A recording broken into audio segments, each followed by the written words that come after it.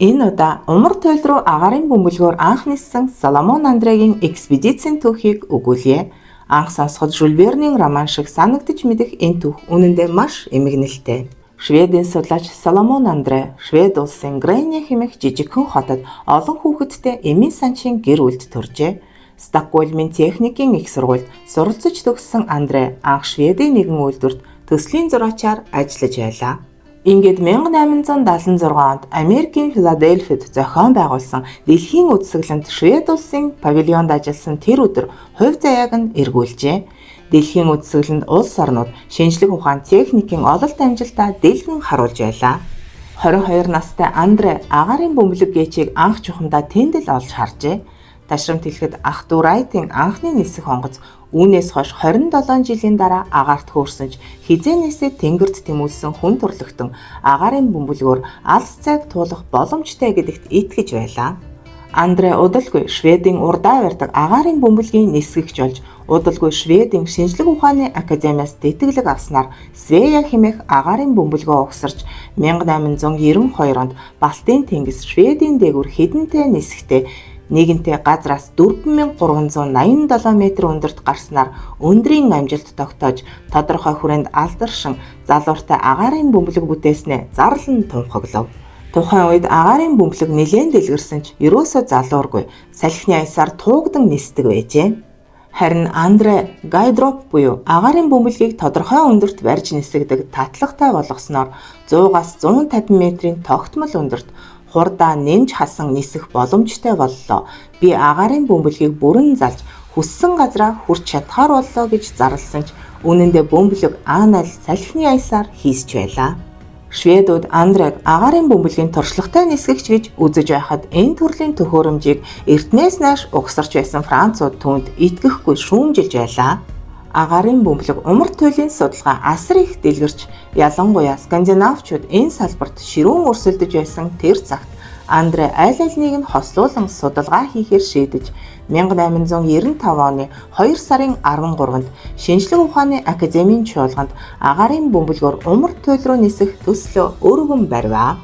Андре 3 тонны даацтай, багийн 3 гишүүнтэй, ус төрөгчийн алдагдaltaй нөхцөлд хүртэл тасралтгүй 30 хоног нисэх чадалтай агаарын шинэ бөмбөлөг угсарч Шпицбергенээс хөөргөн Берингийн хоолойг чиглэн салхи хөлөглөн ниссээр умард туйлаар давж Канад эсвэл Аляскийн нэрэгт буухаар төлөвлөжээ. Академийнхэн ч энэ төслийг дэмжиж хөрөнгө оруулалт татах зар тараасан ч хангалттай хэмжээний санхүүжилт олж чадсангүй. Харин Шведийн хан 2 дугаар Оскар тесрэх бодис зохион бүтээсэн Альфред Нобель хоёр $1 сая санхүүжилт өгснөөр Андре Францын Анри Лашабрийн үйлдвэрт агаарын шинэ бөмбөлөг захиалжээ. Ингээд 3 давхар торгон материалтай 20.5 м-ийн голчтой 5000 м3-ийн эзэл хүнтэй агаарын бөмбөлгөө өөрнө нь буюу бүргэд гэж нэрлэжээ. Андре 26 настай физикч, гэрэл зурагчин Нильс Стриндберг, цаг уурч найз Нильс Экхольм нартайгаа Шпицбергенээс салхи хөлөглөн хөөрч умард туйлаар нисээд аясын салхиар Орос, Канад эсвэл Аляскад газардахаар шийджээ. Энэхүү 1896 оны 5 сард анх хөөрсөн ч өөдөөс үлээх хүчтэй салхинд өөрийн ирэхгүй туугджээ. Андре дотроо л 2 хоногт 1200 км нисч умард туйлд хүрээд ахаад 4 хоног нисч Сибирь эсвэл Хойд Америкт хүрчихнэ гэж тооцоолсон ч үнэндээ эхний 2 өдөр 250 км зайг туулсан байлаа. Түүнээс гадна маш их ус төрөгч алдагдаж байгааг илрүүлсэн цаг уурч Экхольм энэ янзаараа умард туйлд хүрэх ямар ч боломжгүй гэж дүгнжээ. Гэтэл Андре түүний хэлснийг тоосонгүй нууцаар ус төрөгч нэмж байлаа. Экхольм түүнтэй ахиж нисэхгүй гэсэнд оронд нь 27 настай Кнут Френкелийг багтаа элсүүлжээ. Энэ үед Фрам хөлгөөрөө умар туйлаас эргэж ирсэн Норвегийн алдарт судлаач Фритьёф Нансен агаарын бөмбөлгөөр туйлын бүсэд хүрэх ямар ч боломжгүй гэж анхааруулсан боловч тэдэнтэй өрсөлдөж байсан шведууд судлаачийн үгийг өөр тоосонгүй. 43 настай Соломон Андре санаа зовох зүйлгүй ахиж нисээд амжилтад хүрнэ гэж итгүүлж байлаа. Бүргэд бөмбөлөг 1897 оны 7 сарын 11-нд ахаад Шпицбергенээс хөөрлөө. Гэтэл ачаа нэгтээд олигтой хөөрсөнгүй агаарын урсгал хүртэл дээрээс нь дарж бүхээгээрээ ус шүргэхэд Андре хөндрүүлэгч илсээ хайсан ч бөмбөлөг тэгтлээ дээшилсэнгүй.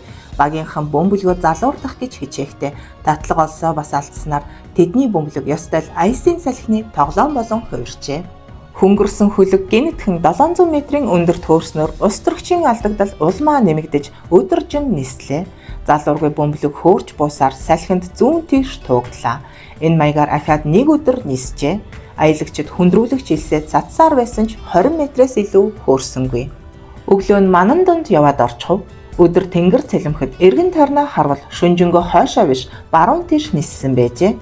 Тэгтэл бороо орж бүхээг нь ахиад газар шүргсэнд аль хүнд гисэн бүхнээ ялгалгүй хайснаар ялимгүй хөөрсөн ч хүйтэрснээс болоод эргээд урууджээ.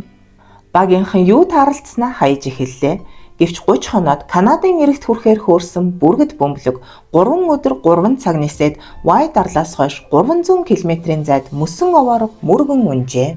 Гэхдээ бөмбөлөг унахад хүмүүс гэмтсэнгүй. Ачаа нь бүрэн шууданч тагтаатай тор зургийн аппарат нь хүртэл эвдрээгүй бодоход харьцангуй зөөлөн газарджээ. Энэ аппаратаараа тэд хэд хэдэн зураг дарсан байна. Тэгэхэд хурд тундсанд дарагдаж хүйтэнд хүндэрсэн бөмбөлөг бараг тонн хэрийн зузаан мөсөөр хучигдсан байлаа. Гэхдээ багийнхан бэлтгэл сайтай Шпицбергений дэрэгдэх арлуудад хүнс нөөцлөн тавьснаас гадна явган аялалд хэрэглэх тоноглол нисж байхдаа дотор нь зурвас хийж хаях хөвөгч бортогтой явжээ. Сонирхолж хэлэхэд осол болсноос хойш хэдэн жилийн дараа ийм 2 бортог олдсон байна. Хөлгийн багийнхан шууданч тагтаануудаа нисгэж нэг нь Шпицбергенээс холгүй хөвж явсан Норвегийн хөлөг онгоц дээр буужээ. Андрегийн баг 480 км нисээд умард туйлаас 900 км-ийн зайд осолдсон ч хүнс тоноглол сайтай байсан учраас хэд хоног хүнд зам туулаад хүнсний агуулгах эсвэл жижиг суурьнд хүрчээр байжээ. Харамсалтай нь тэд хол явсангүй. Буусан газраа ажиглалт судалгаа хийж зураг авч алгуурхан явсаар 76 хоногийн дараа White арлд хүрчээ. Замдаа ан хийж 30 хэдэн цагаан бавгай хэд хэдэн хав загас агнаснаа тэмдэглэн бичжээ. Хөнгөн завтай тэд хөвөгч мөс хальсан усан дээгүүр маш удаан явсаар 10 сарын 5-нд White арлд хүрч өвлийн хувцас тоноглолгүй байсан учраас арга буюу өвөлж хөөр буужээ. Майхнаа осгож эрэг дээр овоорсон Сервений ясаар оромж барьсан ч тэр өвлийг тэд давсангүй. Андре хамгийн сүүлд 1897 оны 10 сарын 7-нд тэмдэглэл хөтөлсөн бол Стриндберг 10 сарын 17-нд сүүлчийн тэмдэглэлдээ өглөө 7 хагаст бүгд гэртээ байна гэж бичсэн байлаа. Тэдний цогцыг 33 жилийн дараа 1930 онд олж Шведэд авчран Баатрин ёсоор оршуулжээ. Тэдэнд үнэндээ юу тохиолдсон бэ гэвэл багийн 3 тэмдэглэлдээ тун хачин өвчин тусснаа бичсэн байжээ. Энэ өвчин хэд хэдэн шалтгаантай байж болох ч цагаан бавганаас халдсан байх магадлалтай юм байна. Цагаан бавган илэг А витаминаар маш баялаг. Их идвэл витамины илүүдлээс болж амиа алдах эрсдэлтэй байдаг ажээ. Тэгэхдээ ихэнх нь тэднийг трихинеллез буюу араатны маханд байдаг шимэгч трихинеллагаас болж өргөцсөн гэж үздэг байна. Цагаан бавгай, ялангуяа Франц Йосефийн газрын ойролцоо байдаг цагаан бавгайнууд ийм шимэгч ихтэй. Энэ шимэгч буцалсан усанд маш тэсвэртэй 10 хэдэн цаг буцалгаж байж сая устгадаг гинэ. Андрегийн багийнхан шимэгчээр халдварлаж хахир хүйтэнд амиа алдсан бизээ.